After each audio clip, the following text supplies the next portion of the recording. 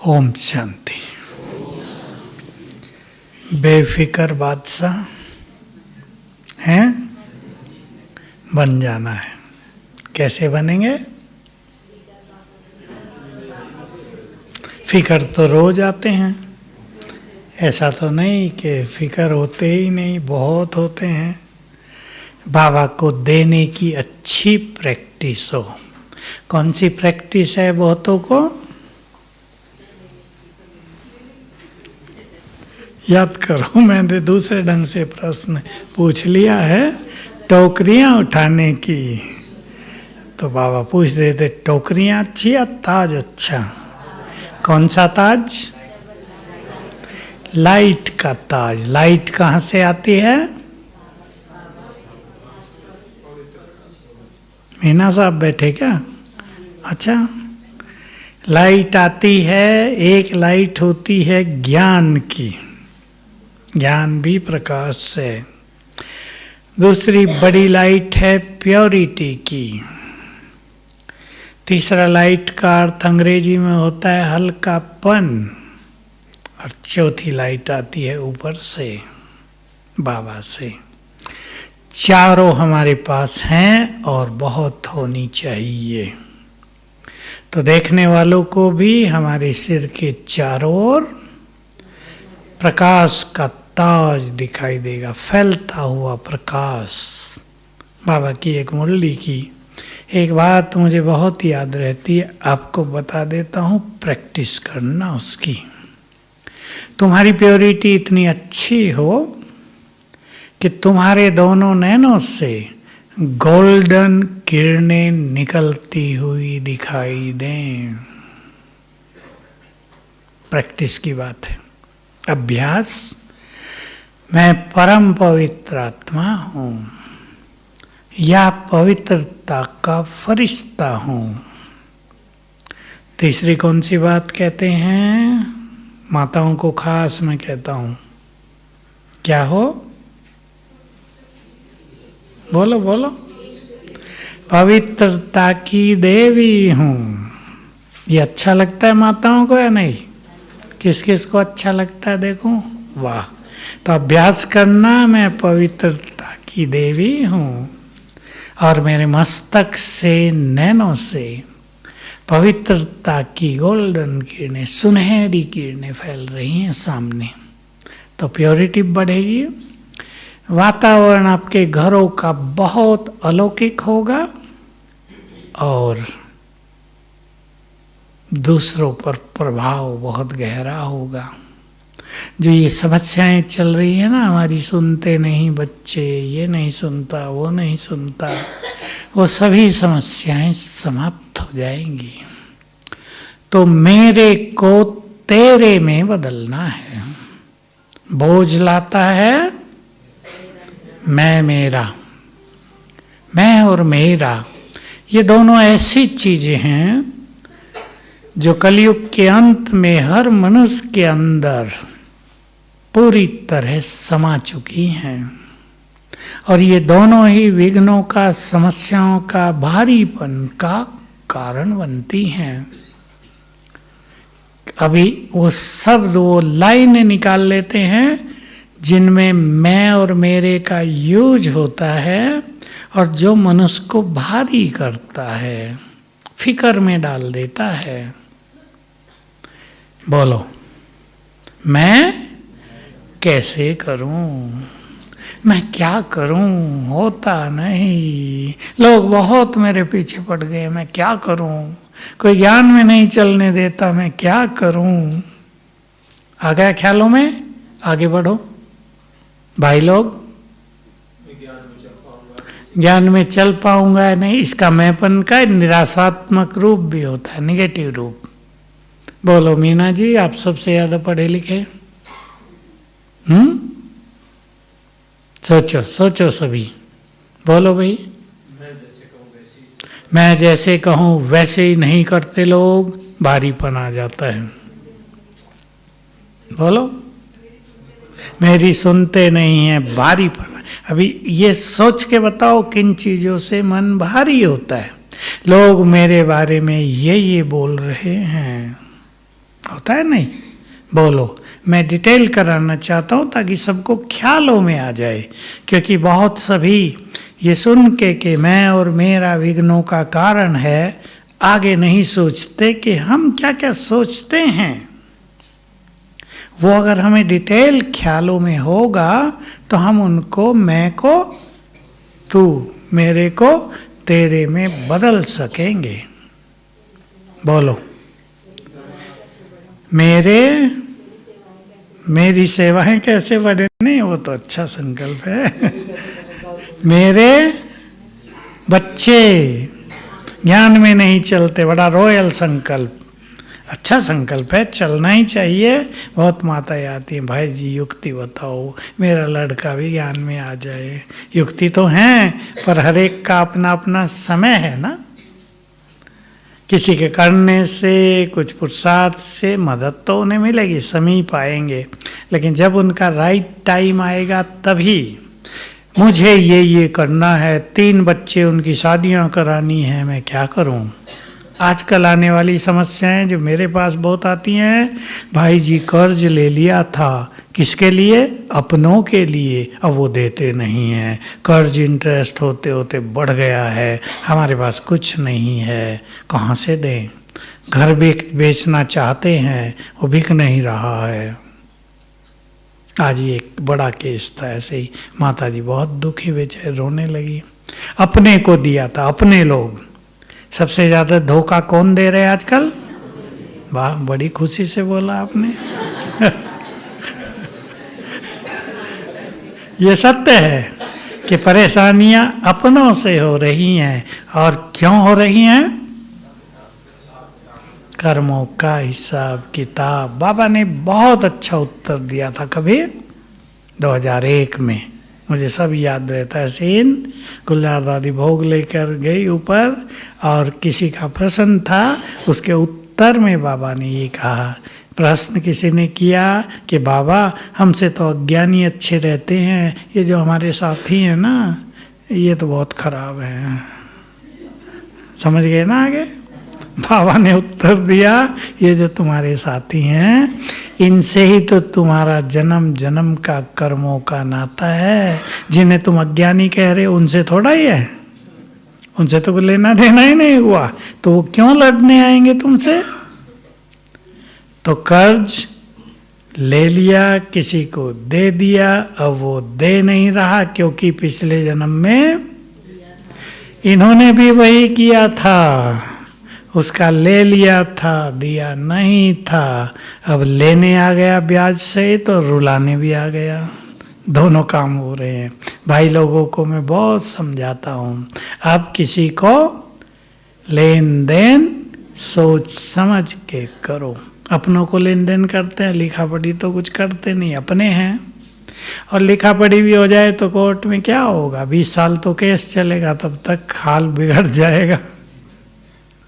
इसलिए ये जो मेरापन है, उनको मैंने आज कहा बाबा को अर्पित करो, पत्र लिखकर 21 दिन की योग भट्टी करो, विघन विनाशक। ऐसे ऐसे केस आ रहे, हर जगह विघन, जहाँ हाथ डालो वहीं विघन, जो काम करो उसी में विघन, सोचते हैं यहाँ से कुछ ठीक होगा, वहीं विघन। तो सभी को विघ्न विनाशक योग भट्टी कर लेनी चाहिए।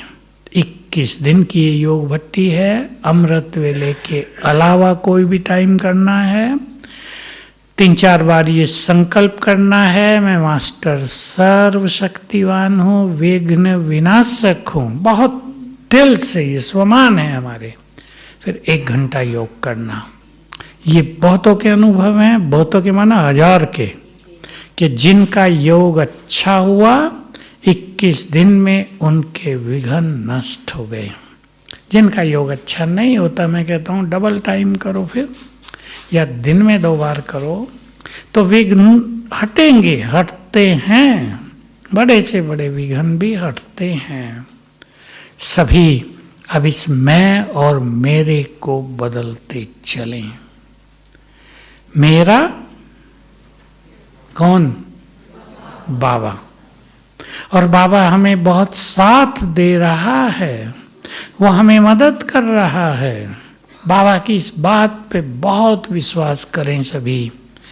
चिंतन से विश्वास होगा कि बाबा मुझे साथ दे रहा है।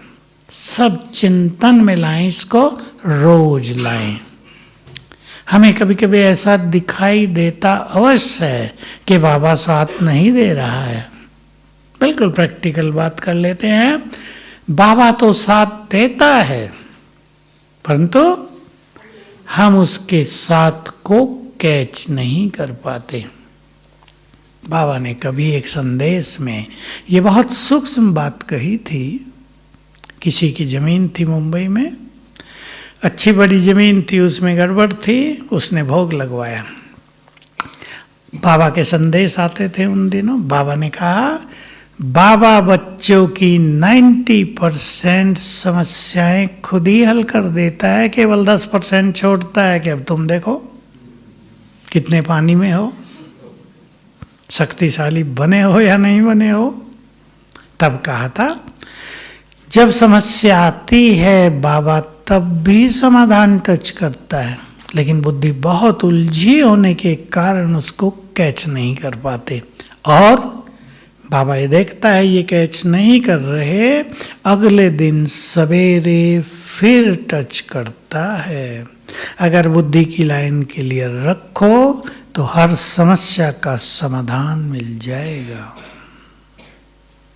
बहुत अच्छे अच्छे अनुभव माताओं के मेरे पास आते हैं। ये नहीं समस्याएं लेकर आती है माताएं, बहुत अच्छे अच्छे अनुभव। एक का अनुभव आया 3 दिन पहले, शांतिवन में मिलने आई, मुझे बहुत अच्छा अनुभव सुनाना है भाई जी। मैंने कहा सुनाओ। ये समस्याएं चल रही थी, मैंने 2 बजे उठना शुरू किया, 2:30 बजे तैयार होके योग किया, 4 बजे बाबा को भोग लगाया, सभी समस्याएं गायब हो गई हैं। योग की शक्ति के आगे समस्याएं ठहरेंगी नहीं। और ऐसे ही बाबा को भोग लगाने में भी बाबा की दुआएं, बाबा की ब्लेसिंग्स, उसकी मदद भी बहुत मिल जाती है। तो हम प्रैक्टिस करेंगे रोज, मेरे को तेरे में बदलो। बच्चों की कुछ समस्या है, बाबा से बात करो, उसके हवाले करो।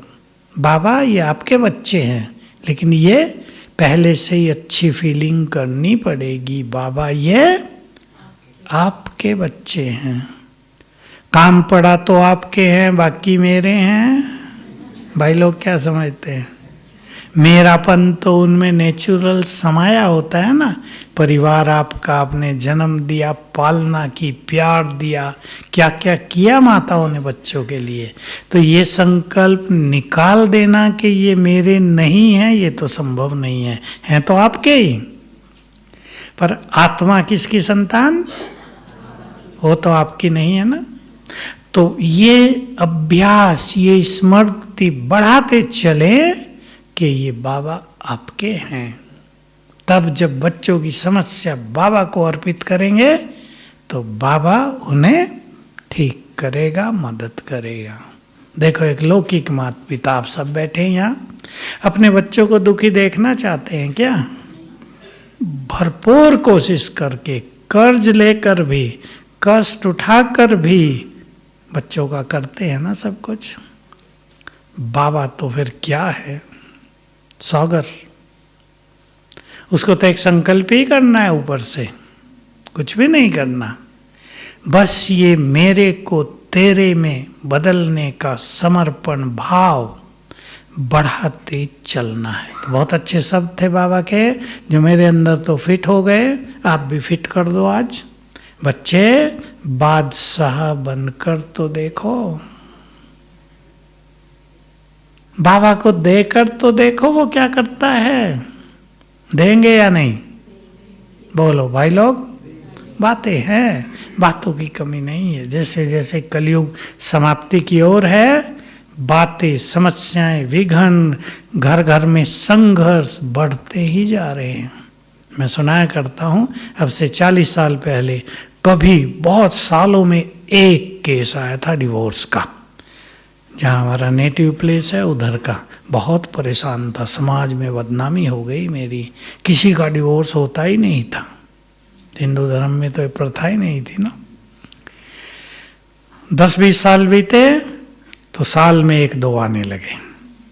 आजकल घर घर की कहानी, जरा सी नहीं बनी अलग हो जाओ।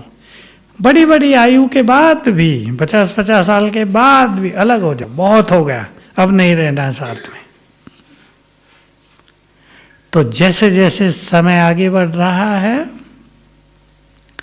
ये सब चीजें बढ़कर समाप्त होने वाली। अति अंत, अति और अंत, हर चीज की अति हो रही है। डिप्रेशन की बात, मानसिक रोगों की बात भी ऐसे ही है। 40 साल पहले मेरे पास एक केस आया था, तो मैं ज़्यादा जानता नहीं था इन बातों को। मेरे कमरे के सामने एक पेड़ था, उस बहन को पूरा परिवार था, पति पत्नी और बच्चे। मैंने कहा यहाँ बैठो और मैं एक महान आत्मा हूँ, याद करते रहो शाम तक।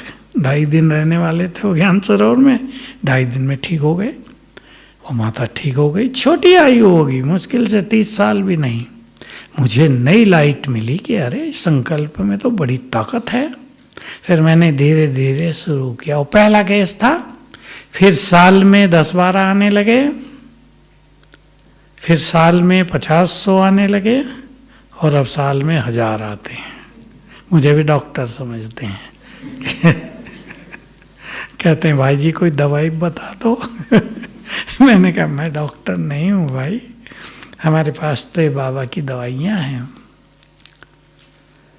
तो हमें कुछ चीज़ों को स्वीकार करके बाबा को देखकर बेफिक्र बादशाह बनना। और ये बाबा का महावाक्य छाप दो अपने अंदर, बच्चे बादशाह बनकर तो देखो। देखो बाबा किस भाव से कह रहा है हमें, उसे कैसा लगता होगा कि मैं इनके बोझ हरना चाहता हूं, ये देते ही नहीं, कैसा लगता होगा।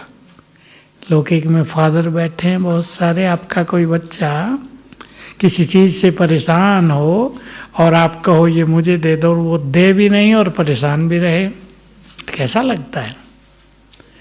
बाबा की इस भावना का सम्मान करते हुए हम सभी उसको देते चलें, उसकी मदद के हम पात्र हैं, उसकी मदद लेते चलें। ठीक है, पसंद है सभी को। खजाने बाबा ने बहुत दिए हैं, 2-4 गिनाए उस दिन, पर बहुत ध्यान दिलाया संकल्पों का खजाना, समय का खजाना। समय तो खजाना होता ही है ना। संगम युग का सारा समय ही हमारे लिए वरदान है। रोज सवेरे का समय हमारे लिए अनमोल है। सोचो कोई होगा संसार में कि आँख खुली और भगवान से मिलन हुआ, है कोई दुनिया में ऐसा? शंकराचार्य, महामंडलेश्वर, तपस्वी, संभव ही नहीं है। आँख खुली, सामने बाबा। बाबा ने एक बार कहा था, आँख खुली, सामने बूढ़ा ब्रह्मा खड़ा है हंसी करते थे बाबा। भगवान की वाणी सुनने का भाग्य। आप लोग भी सोचते होंगे, मैं छोटा था सोचा करता था श्री कृष्ण ने अर्जुन को गीता ज्ञान दिया था, हमें भी देता तो कितना अच्छा होता। पता तो कुछ नहीं था, अब हमें दे रहा है, रोज दे रहा है, युद्ध में विजय का मार्ग दिखा रहा है। युद्ध तो बहुत बड़ी है ना हम सबकी। तो चाहे माया से कहीं युद्ध हो, चाहे विघ्न समस्याओं से युद्ध हो, बाबा को साथी बनाना है। ये बात बहुत पक्की करनी है। बाबा हमारे साथ है, वो हर समय हमें मदद देने की, बोलो आगे, तैयार है और इंतजार भी करता है कब मेरे बच्चे मेरे पास आए। मैंने वो घटना सुनाई है कई बार, आज फिर सुना देता हूँ। भोग लगा बाबा को बहुत साल पहले, विदेशियों का टर्न था आखिरी समय। बाबा ने कहा सिर के ऊपर बाबा छत्र छाया है, ये अभ्यास करना। और बाबा तुम्हारा है, बाबा को यूज करना। मुझे तो मज़ा आ गया। 1 साल का होमवर्क था, बहुत किया मैंने। यूज करने के बहुत सुंदर अनुभव हुए। अगले साल 1 साल के बाद फिर बाबा उन्हीं दिनों आया। मार्च का मास होता था, विदेशी बहुत आते थे, उनके सीजन का एंड। फिर बाबा के पास वही बहन भोग लगाने गई और बाबा ने पूछा, और चीज़ें तो पूछी। कहा बच्चों को होमवर्क दिया था कि बाबा तुम्हारा है, बाबा को यूज करना।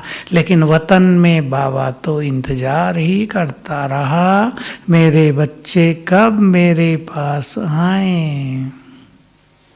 समझ लो भगवान की फीलिंग को, कितना सुख देना चाहता है वो हमें। और कहा जब बाबा देखता था कि 1000 भुजा वाले को छोड़कर 2 भुजा वालों के पास जा रहे हैं, तो सोचते थे अब इनके लिए क्या करें।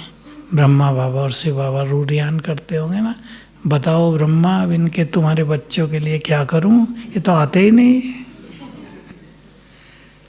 मुझे बहुत प्रिय लगी ये बात।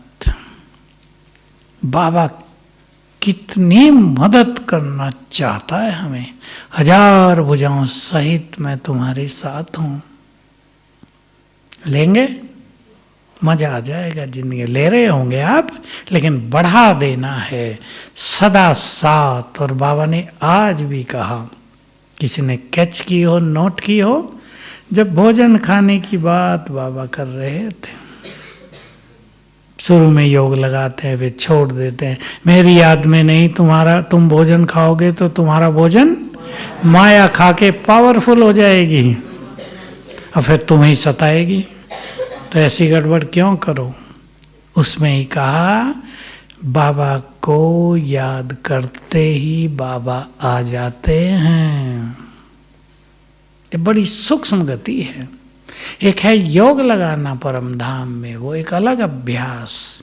दूसरा है बाबा को याद करना। आपने प्यार से कहा ना, बाबा आ गए, आ गए। प्यार और भावना, इसका महत्व है। इसलिए बाबा ने बहुत मुरलियां चलाई। बाप दादा का आह्वान किया करो, तुरंत आ जाते हैं मदद करने। हम कुछ कहें ना कहें, उनका आना ही बहुत बड़ी मदद हो जाती है। वो हमारे पास आ जाएं तो हमारे वाइब्रेशंस पावरफुल हो जाएंगे और जो कुछ बात है उसका समाधान हमें दिखाई देने लगेगा। तो संगम युग का समय अनमोल। बुला लो जितनी बार रोज बुलाना चाहो। जिस भगवान से मिलने के लिए तरसते थे, उससे जितनी बार रोज चाहो मिल लो, है ना, मिल सकते हैं। ये नहीं सवेरे ही मिलता है, कभी भी मिलता है, पर सवेरे का मिलन कुछ और है। बाबा ने ये बात सुना दी थी बहुत पहले, 50 साल पहले। 4 बजे का समय बच्चों के लिए अपॉइंटमेंट, 5 बजे का समय भक्तों के लिए। कई भक्त भी तो बाद में जाते हैं ना, 8-9 बजे भी जाते हैं, कपड़े बदल के 8-9 बजे जा रहे हैं पूजा करने। उनकी तरफ बाबा की दृष्टि नहीं आती। लेकिन जो सवेरे 5 बजे भगत भी पहुंच जाते हैं, उनकी कामनाएं अवश्य पूर्ण होती हैं। आज बाबा ने कहा ना, मैं उनके द्वारा भावनाएं पूर्ण करता हूं, उनका फल देता हूं। गीता में भी है, जो भक्त जिस जिस देवी देवता की पूजा करते हैं, मैं ही उनकी मनोकामनाएं पूर्ण करता हूं।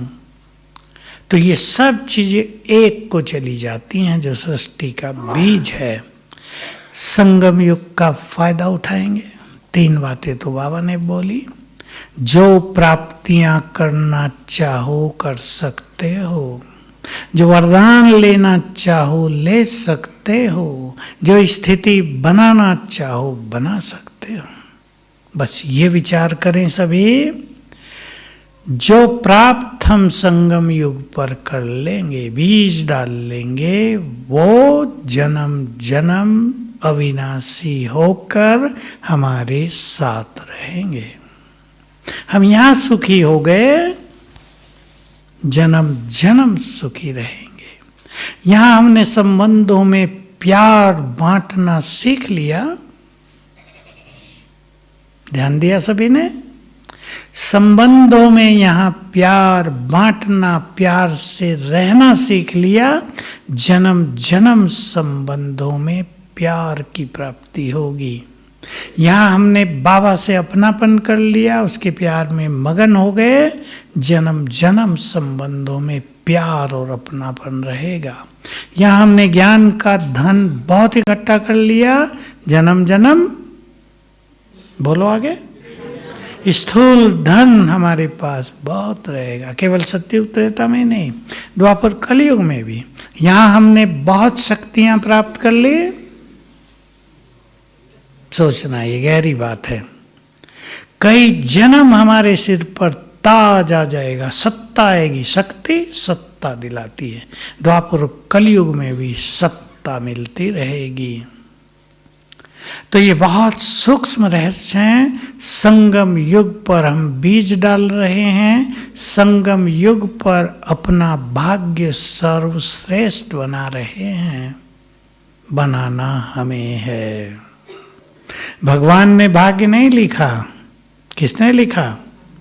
हम सब ने अपना अपना लिखा। इसलिए बाबा ने कह दिया, भाग्य की रेखा खींचने की कलम तुम्हारे हाथ में दे दी है। भगवान लिखेगा तो सबका बड़ा लिख देगा ना, सभी उसके बच्चे हैं, उसको तो सबसे प्यार है। वो थोड़ा ही सोचता है ये ऐसा है, ये ऐसा है, सब उसके हैं। इसलिए उसने रास्ता दिखा दिया, मार्ग बता दिया। इस तरह तुम अपने भाग्य को सर्वश्रेष्ठ बना सकते हो। अब हमारे हाथ में हम क्या करें? तो संगम युग पर सोच लें, मुझे क्या क्या पाना है। और बहुत बड़ी चीज, समय को भी दिशा देने वाली महान संकल्पों का खजाना। एक संकल्प ही तो है। कोई संकल्प कर ले, मुझे संसार में नहीं उलझना है, मुझे बाबा से सब कुछ लेना है। एक संकल्प उसे अंतर्मुखी बना देगा। दूसरा व्यक्ति संकल्प कर ले, बाबा तो है ही, मिलेगा ही कुछ, सतयुग में तो ले ही जाएगा, यहाँ काम धंधों में करोड़पति बन जाए, जरा अच्छा नाम हो जाएगा। उसका संकल्प उसे ढीला कर देगा। संकल्पों का ही तो खेल है। एक व्यक्ति सोचता है, आप सब ने भी सोचा, घर बार छोड़कर 2 मास के लिए सेवा में आना है, आ गए। दूसरा सोचेगा, कैसे छोटे, बहुत काम है घर में, मेरे बिना कौन करेगा, पति को भोजन कौन खिलाएगा, रह गए। आप में से भी कई होंगे पति के भोजन का इंतजाम करके यहाँ आ गई माताएं, कई आती हैं मुझे बताती हैं। तो अपने संकल्पों में ही तो ताकत है। सब कुछ ताकत संकल्पों की है। संकल्प कर लें, ये संगम युग का समय दोबारा नहीं आएगा। ये अमृत वेला दोबारा नहीं मिलेगा। सतयुग में थोड़े उठेंगे अमृत वेला। पूछा था बाबा से इसी हॉल में, बाबा सतयुग में भी सवेरे 4 बजे उठाओगे क्या? बाबा ने कहा यही भारी लगता है सबको, लेकिन देवताओं को जागरण कराते हैं सवेरे सवेरे, तो 5 बजे तो उठेंगे ही ना। वहाँ की नींद तो ऐसी होगी ना, सतो प्रधान, थकान ही नहीं है, जो रहे उठे ना उठे।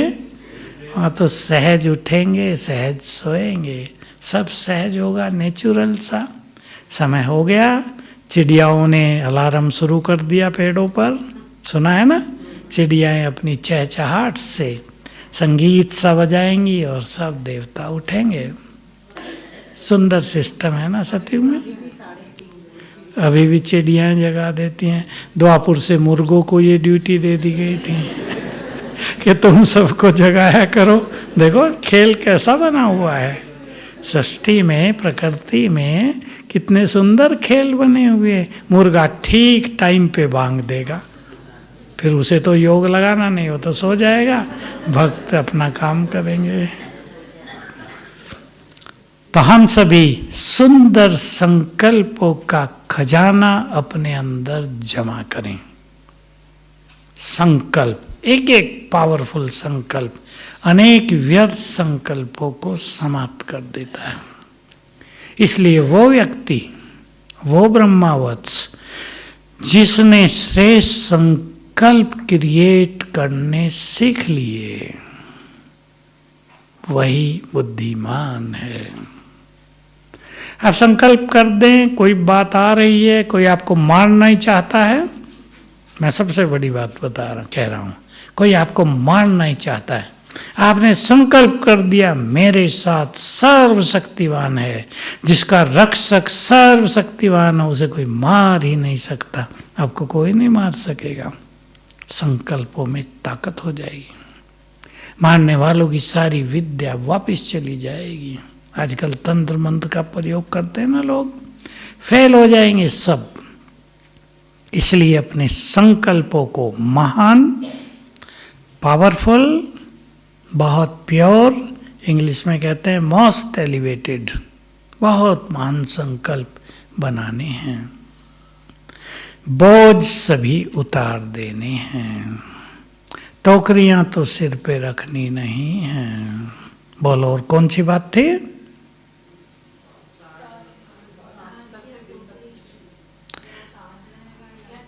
हाँ, ताज रहेगा, टोकरी रहेगी। टोकरी तो रखनी नहीं है, टोकरी तो दूसरे लोग रखते हैं ना। अब तो टोकरियों का जमाना भी चला गया ना, कभी था टोकरी रखने का जमाना।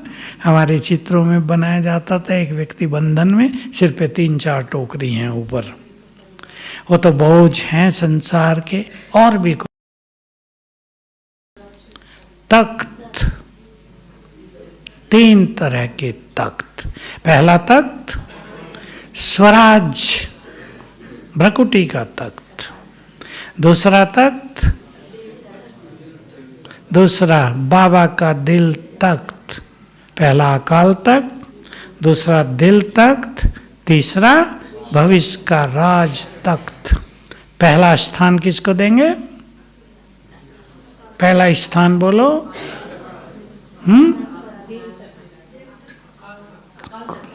अकाल तख्त। जो जितना अभ्यास करेंगे, मैं आत्मा भ्रकुटी के अकाल तख्त पर विराजमान हो जाओ सभी। भ्रकुटी के अकाल तख्त पर हूं, उतनी ही प्योरिटी बढ़ेगी, सच्चाई बढ़ेगी, आत्मा शुद्ध होगी। बहुत सारे बंधन, कर्मेंद्रियों के रस छूटते जाएंगे, तो बाबा बहुत प्यार करेगा। दिल तख्त नसीन, माना बाबा कहेगा ये बच्चे तो मेरे दिल में समाये हुए हैं, भगवान के दिल पे आ जाएंगे। और भगवान के दिल पे आ जाना माना जिससे भगवान का बहुत प्यार हो जाए, प्यार में उन्हें सब कुछ दे देगा। वो चीजें भी दे देगा जो वो और किसी को नहीं देता, उनको दे देगा। माताएं करती हैं ना ये काम, जिस बच्चे से बहुत प्यार है छुपा के दे देती हैं, दूसरे देख लेते हैं तो उन्हें ईर्ष्या हो जाती है। मम्मी से ही प्यार करती है, हमें नहीं करती। होती है ना घरों में ये बातें, करती हैं माताएं? नहीं बोलो माताएं चुप है।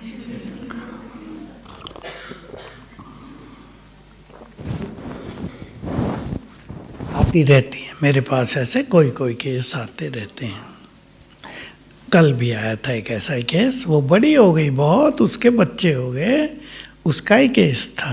मेरे से माँ ने ऐसे किया है, अब माँ प्रॉपर्टी में से भी कुछ मुझे नहीं देती।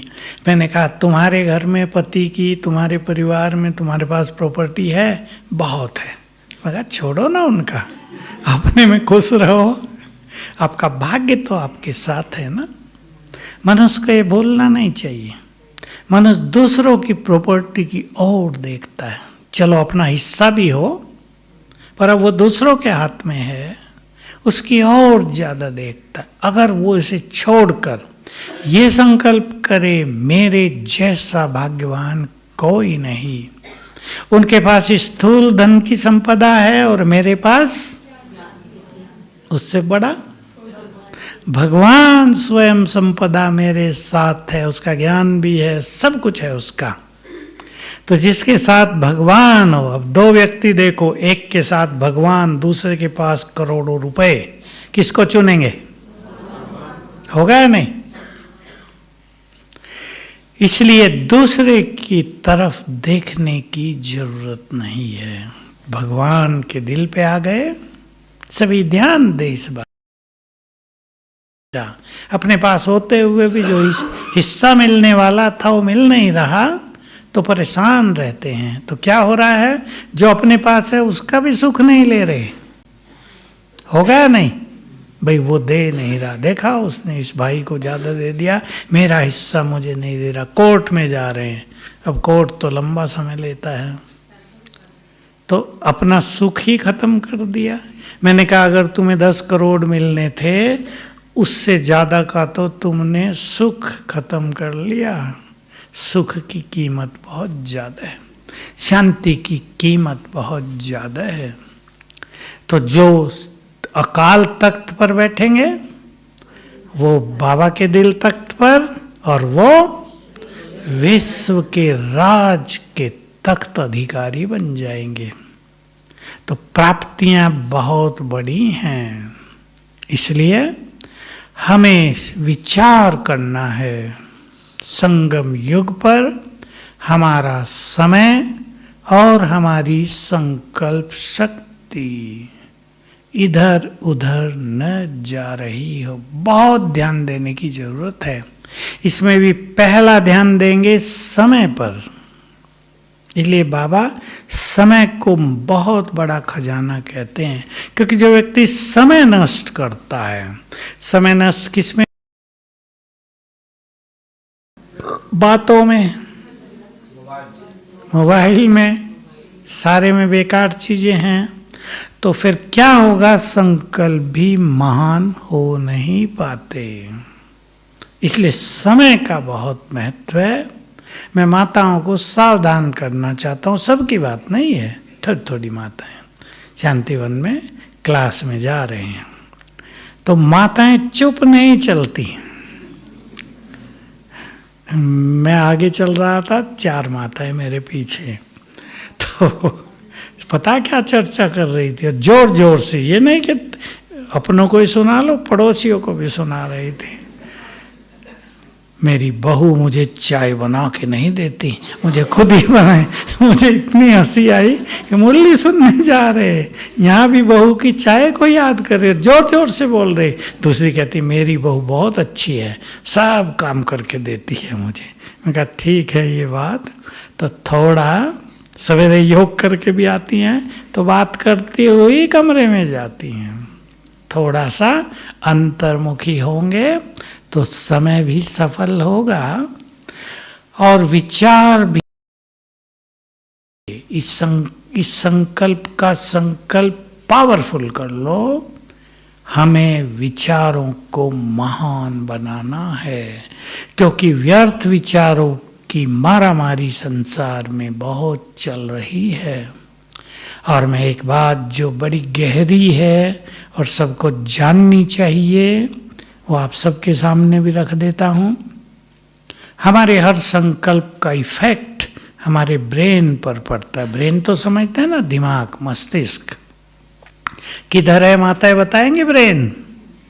माताएं हाथ उठ लगा के बताओ किधर है ब्रेन। कईयों को पता नहीं, इसलिए पूछ रहा हूँ। सिर की खोपड़ी के नीचे ब्रेन होता है। अंग्रेजी में ब्रेन, हिंदी में मस्तिष्क, दिमाग। बुद्धि अलग चीज है, वो आत्मा की शक्ति है। सुनो ध्यान से, हर संकल्प का प्रभाव ब्रेन पर पड़ता है। तो आजकल क्या हो रहा है, क्योंकि हर संकल्प से एनर्जी पैदा होती है, जनरेट होती है, वो सबसे पहले दिमाग में जाती है, फिर पूरे शरीर में फैलती है। तो क्या हो रहा है, क्योंकि लोग बहुत व्यर्थ सोच रहे हैं। संसार में जिन्हें ज्ञान नहीं है वो तो सारा दिन ही व्यर्थ सोचते हैं। 24 घंटे में से उनके 20 घंटे व्यर्थ में जाते हैं, थोड़ा समय कामकाज के संकल्पों में, तो ब्रेन कमजोर होते जा रहे हैं। माताएं अपने बच्चों को, घर में सभी को सिखाएंगे, जितना ज़्यादा सोचेंगे, नेगेटिव सोचेंगे, व्यर्थ का सोचेंगे, ब्रेन कमजोर होता जाएगा और ब्रेन ही सारे शरीर की हर क्रिया को कंट्रोल करता है। इसलिए ब्रेन को पावरफुल रखना। मैं एक अनुभव की बात सुना देता हूँ। कई माताएं अपने बच्चों को लाती हैं कि इसका टॉयलेट और बाथरूम कंट्रोल नहीं रहता। कई बच्चों को ये समस्या होती है। हो गया, तो हम उन्हें सिखाते हैं ब्रेन को एनर्जी दो, और ब्रेन को एनर्जी देने से वो ठीक हो जाते हैं। तो ब्रेन को कमजोर नहीं होने देना है, पावरफुल रखना है। तो बादशाह बनकर संगम युग का आनंद लेंगे। ओम शांति।